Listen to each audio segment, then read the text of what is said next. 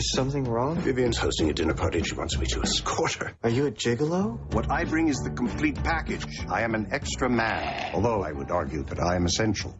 Time now to take a look at two smaller movies now in theaters. First up is The Extra Man, starring Kevin Kline, Katie Holmes, and John C. Reilly and Paul Dano.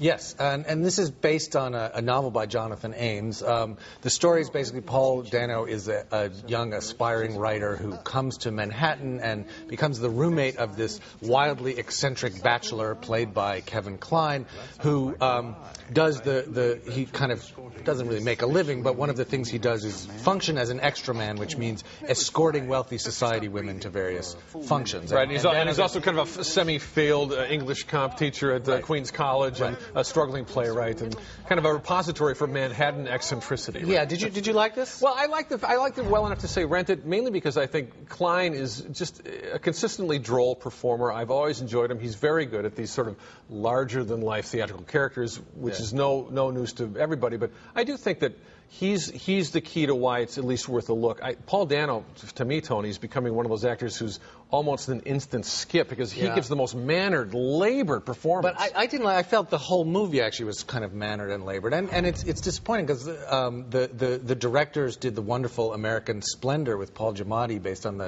much better Harvey film. Agreed. Much better film. And this one, the novel is quite funny and charming, and the movie seems to be straining for that, and it ends up with a very familiar and unconvincing kind of eccentricity. The movie doesn't quite work. I think it's still worth renting for Kline.